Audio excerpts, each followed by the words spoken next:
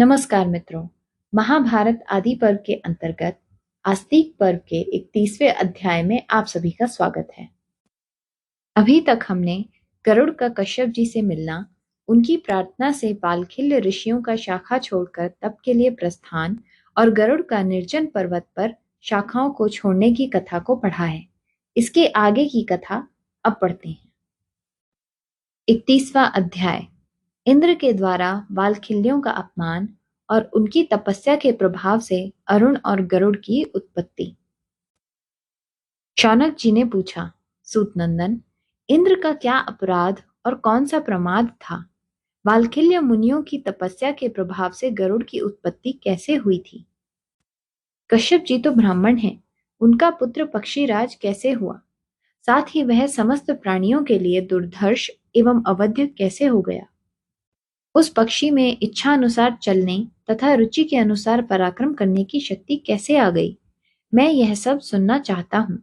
यदि पुराण में कहीं इसका वर्णन हो तो सुनाइए। उग्र श्रवाजी ने कहा, ब्राह्मण, आप मुझसे जो पूछ रहे हैं वह पुराण का ही विषय है। मैं संक्षेप में यह बातें बता रहा हूँ, सुनिए। कहते हैं, प्रजापति कश्यप जी पुत्र की कामना से यज्ञ कर रहे थे। उसमें ऋषियों, देवताओं तथा गंधर्वों ने भी उन्हें बड़ी सहायता दी। उस यज्ञ में कश्यप जी ने इंद्र को समिधा लाने के काम पर नियुक्त किया था। बालखिल्य मुनियों तथा अन्य देवगणों को भी यही कार्य सौंपा गया था। इंद्र शक्तिशाली थे। उन्होंने अपने बल के अनुसार लकड़ी का एक पहाड़ जैसा बोझ उठा लिया और उसे बिना कष्ट के ही वे ले आए।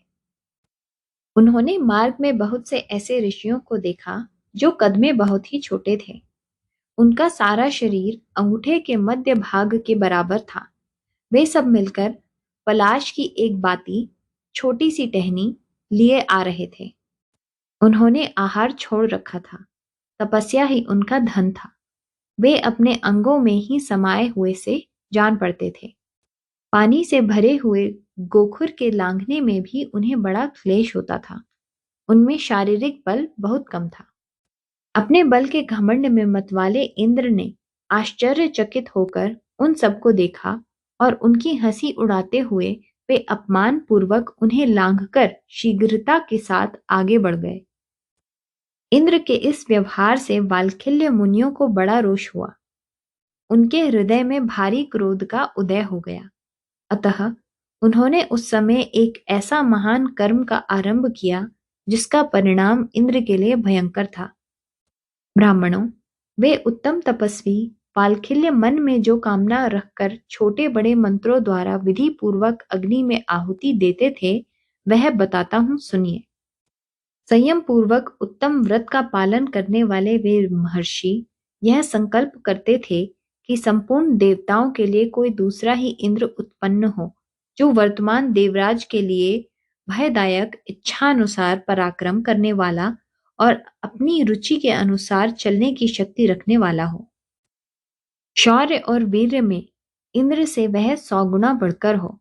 उसका वेग मन के समान तीव्र हो।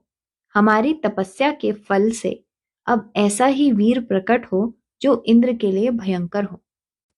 उनका यह संकल्प सुनकर 100 यज्ञों का अनुष्ठान पूर्ण करने वाले देवराज इंद्र को बड़ा संताप हुआ और वे कठोर व्रत का पालन करने वाले कश्यप जी की शरण में गए। देवराज इंद्र के मुख से उनका संकल्प सुनकर प्रजापति कश्यप बालखिल्यों के पास गए और उनसे उस कर्म की सिद्धि के संबंध में प्रश्न किया। सत्यवादी महर्षि बालखिल्यों ने हाँ, ऐसी ही बात है कहकर अपने कर्म की सिद्धि का प्रतिपादन किया। तब प्रजापति कश्यप ने उन्हें सांत्वना पूर्वक समझाते हुए कहा, तपोधनों, ब्रह्मा जी की आज्ञा से ये पुरंदर तीनों लोकों के इंद्र बनाए गए हैं और आप लोग भी दूसरे इंद्र की उत्पत्ति के लिए प्रयत्नशील हैं। संत महात्माओं, आप ब्रह्मा जी का वचन मिथ्या न करें। साथ ही मैं यह भी चाहता हूं कि आपके द्वारा किया हुआ यह अभीष्ट संकल्प भी मिथ्या न हो। अतः अत्यंत बल और सत्व गुण से संपन्न जो यह भावी पुत्र है, वह पक्षियों का इंद्र हो। देवराज इंद्र आपके पास याचक बनकर आए हैं, आप इन पर अनुग्रह करें। महर्षि कश्यप के ऐसा कहने पर तपस्या के धनी वाल्खिल्य मुनि उन मुनि श्रेष्ठ प्रजापति का सत्कार करके बोले। वाल्खिल्यों ने कहा, प्रजापते, हम सब लोगों का यह अनुष्ठान इंद्र के लिए हुआ था और आपका यह यज्ञ समारोह संतान के लिए अभीष्ट था। अतः इस फल सहित कर्म को आप ही स्वीकार करें और जिसमें सबकी भलाई दिखाई दे वैसा ही करें। उग्र श्रवाजी कहते हैं, इसी समय शुभ लक्षणा दक्ष कन्या कल्याणमयी विंता देवी, जो उत्तम यश से सुशोभित थी, पुत्र की कामना से तपस्या पूर्वक ब्रह्मचर्य का व्रत पालन करने लगी। ऋतुकाल आने पर जब वह स्नान करके शुद्ध हुई, तब अपने स्वामी के पास सेवा में गई। उस समय कश्यप जी ने उससे कहा, देवी, तुम्हारा यह अभीष्ट समारंभ अवश्य सफल होगा। तुम ऐसे 2 पुत्रों को जन्म दोगी जो बड़े वीर और तीनों लोकों पर शासन करने की शक्ति रखने वाले होंगे। वाल्खिल्यों की तपस्या तथा मेरे संकल्प से तुम्हें 2 पराक्रम सौभाग्यशाली पुत्र प्राप्त होंगे, जिनकी तीनों लोकों में पूजा होगी। इतना कहकर भगवान कश्यप ने पुनः विंता से कहा, देवी, यह गर्भ महान अभ्युदयकारी होगा, अतः इसे सावधानी से धारण करो। तुम्हारे ये दोनों पुत्र संपूर्ण पक्षियों के इंद्र पद का उपभोग करेंगे। स्वरूप से पक्षी होते हुए भी इच्छानुसार रूप धारण करने में समर्थ और लोक संभावित वीर होंगे। विंता से ऐसा कहकर प्रसन्न हुए प्रजापति ने शतक्रतु इंद्र से कहा, पुरंदर, ये दोनों महापराक्रमी भ्राता तुम्हारे सहायक होंगे। तुम्हें इनसे कोई हानि नहीं होगी। इंद्र, तुम्हारा संताप दूर हो जाना चाहिए। देवताओं के इंद्र तुम ही बने रहोगे। एक बात का ध्यान रखना, आज से फिर कभी तुम घमंड में आकर ब्रह्मवादी महात्माओं का उपहास और अपमान न करना, क्योंकि उनके पास वाणी रूप अमोघ वज्र है तथा वे तीक्ष्ण कोप वाले होते हैं। कश्यप जी के ऐसा कहने पर देवराज इंद्र निशंक होकर स्वर्गलोक में चले गए। अपना मनोरथ सिद्ध होने से विंता भी बहुत प्रसन्न हुई।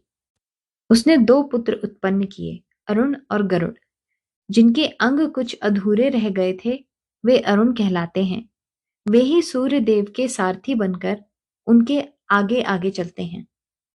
भृगुनंदन, दूसरे पुत्र गरुड़ का पक्षियों के इंद्र पद पर अभिषेक किया गया। अब तुम गरुड़ का यह महान पराक्रम सुनो। इस प्रकार श्री महाभारत आदि पर्व के अंतर्गत आस्तिक पर्व में गरुड़ चरित्र विषयक 31वां अध्याय पूरा हुआ। मित्रों, इसके आगे की कथा अब अगली कड़ी में पढ़ते हैं। धन्यवाद।